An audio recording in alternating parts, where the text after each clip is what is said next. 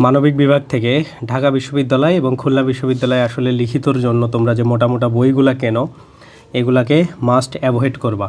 কারণ এইখানের যে পুরো প্রিপারেশনটা এটা আসলে বইগুলা তোমার শুধুমাত্র অতিরিক্ত চাপ ক্রিয়েট করবে তোমার উপরে, এছাড়া আর কোনো কিচ্ছু না।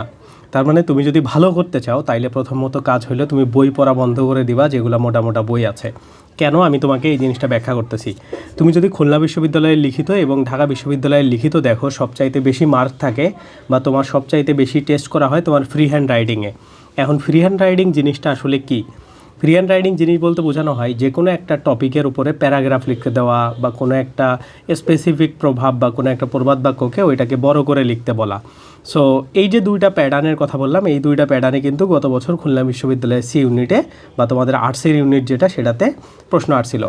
এখন যদি তুমি ঢাকা বিশ্ববিদ্যালয়ের কথা চিন্তা ভাবনা করো, এইখানে টোটাল লাস্ট 5 বছরের অ্যাডমিশন টেস্টে মানে 19 সাল থেকে শুরু করে বর্তমান সময় পর্যন্ত যতগুলা লিখিত পরীক্ষা হয়েছে এইগুলাতের কিন্তু জাস্ট একটা করে তোমার 10 মার্কের এইরকম প্রশ্ন থাকতো, যে কোনো একটা টপিক, সেই টপিকের উপরে একটা প্যারাগ্রাফ লেখো।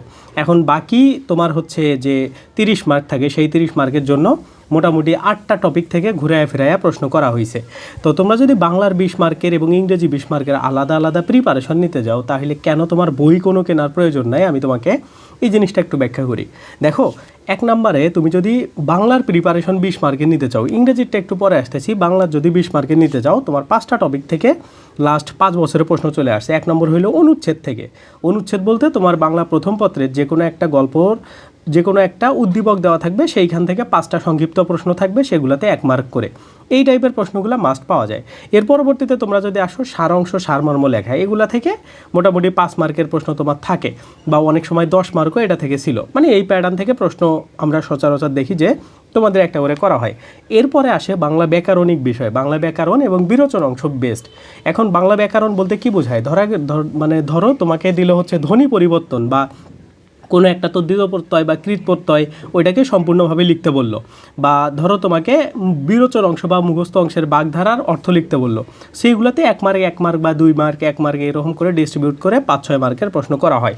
এর পরবর্তীতে একটা স্পেসিফিক শুধু একবারই তোমাদের অনেক কঠিন একটা জিনিস দিয়ে দিছিল, সেটা হইলো যে বাংলার ইংরেজি থেকে মানে বাংলা থেকে ইংরেজিতে ট্রান্সলেশন বা ইংরেজি থেকে বাংলায় ট্রান্সলেশন, মানে তোমার অনুবাদ করার যে বিষয়টা এটা। সো এইটা কিন্তু এখন আর আসে না, বা তারপরেও তোমরা চাইলে এটা পড়তে পারো। তাইলে দেখো এই যে বিষয়গুলো, এইগুলো পড়ার জন্য কিন্তু তোমার কোনো মোটা কোনো বই লাগবে না।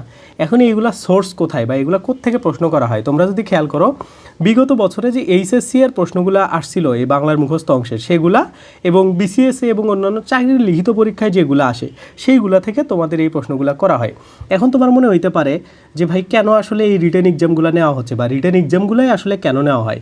রিটেন এক্সামগুলো নেওয়া হয় যাতে করে তোমাদেরকে কিছু অ্যাডভান্স লেভেলের স্টুডেন্ট ওরা আলাদা করতে পারে। যেমন তুমি ধরো যে কোনো গভর্নমেন্ট চাকরির পরীক্ষা দিতে চাও, তোমাকে কিন্তু রিটেন মানে প্রিপারেশন নিয়ে যাইতে হবে। এখন দেখো এই যে ঢাবি বলো, খুলনা বিশ্ববিদ্যালয় বলো, এরা কোন প্যাটার্নগুলো দেখতে চাচ্ছে? এরা দেখতে চাচ্ছে যে তোমাদের ফ্রি হ্যান্ড রাইটিং বা ওই যে জবের যে প্রশ্নগুলো আছে ওইগুলার মতো তোমার ক্যাপাবিলিটি আছে কিনা, ওই জায়গাগুলোতে ভালো করার ক্যাপাবিলিটি আছে কিনা, এই জিনিসগুলো যাচাই করার জন্যই তোমার কিন্তু লিখিত প্রিপারেশনটা মোটামুটি তারা জোর করেই ধরতে গেলে অ্যাডমিশন টেস্টে নেওয়াচ্ছে। ওকে, সো তুমি যদি ওই জবের প্যাটার্নের প্রশ্নগুলোকে ফলো করতে পারো এবং যেগুলা থেকে তোমাদের প্রশ্ন আসে এবং জবে যেগুলো আসে এগুলার যে কমন টপিক, সেই কমন টপিকের যে প্রশ্নগুলো সেইগুলা তুমি যদি পড়ে ফেলতে পারো, তাইলেই তোমার আর কোনো সমস্যা নেই। তো এই গেল বাংলার জন্য। এরপরে তুমি যদি ইংরেজিতে আসো, তোমার তো মাস্ট একটা প্যারাগ্রাফ থাকবে যেটা তুমি কখনো মুখস্থ করে পারবা না, এটা হলো ফ্রি হ্যান্ড রাইটিং টাইপের একটা জিনিস। এরপরে দেখো কয়েক বছরে আমরা একটা দেখলাম যে প্রভাব বা প্রবাদ বাক্য আসছে, এটাকে এক্সপ্লেইন করতে বলা হয়। সো এই টাইপের প্রশ্নগুলোও তোমাদের হইতে পারে। এরপরে সবচাইতে প্রতি বছরে যে জিনিসটা আছে সেটা হইলো যে তোমার 5টা করে ওয়ার্ড মিনিং দেওয়া, মানে 5টা করে শব্দ দেওয়া থাকে, সেই শব্দগুলো থেকে তোমাকে হচ্ছে মানে বাক্য তৈরি করতে হয়। হ্যাঁ, মানে ওয়ার্ড থেকে সেন্টেন্স মেকিং। তো এইটা থেকে 5টা। তো এইগুলো দেখো তোমার ওরা এইগুলো থেকে কি কি জিনিস চেক করে। 1 নম্বরে হইলো তুমি কত ভালো ইংরেজি গ্রামার বা টেন্সের ব্যবহার জানো। 2 নম্বর হইলো তুমি কত ভালো শব্দ চয়ন করতে পারো একটা সেন্টেন্স তৈরি করার ক্ষেত্রে। সেই জিনিসগুলো মানে তোমার ভোকাবুলারি কতটা স্ট্রং এবং তোমার ইংরেজি কতটা ভালো, এইটা এই সেন্টেন্স মেকিং দিয়ে মানে মানে করা যায়, জাস্টিফাই করা যায়, বা এগুলা দিয়ে তোমার ওই নলেজটাকে প্রুফ করা যায় যে তুমি এত ভালো জানো এইগুলা, বা এইগুলাতে তোমার ভালো দক্ষতা আছে, এগুলো প্রকাশ করা যায়। এই জন্য কিন্তু এখানে টেস্ট হয়। এরপরে ফ্রি হ্যান্ড রাইটিংয়ে প্যারাগ্রাফ বা অন্যান্য যে প্রভাব এক্সপ্লেইন যে বিষয়গুলো আছে এগুলাতে তো এই মানে জিনিসগুলো অলরেডি মানে প্রুভ হয়ই। ওকে, সো এই জন্য কিন্তু লিখিতর জন্য আলাদা করে যখন তুমি প্রিপারেশন নিবা, জাস্ট একটা মোটা বই তোমার উপরে চাপ ফেলবে।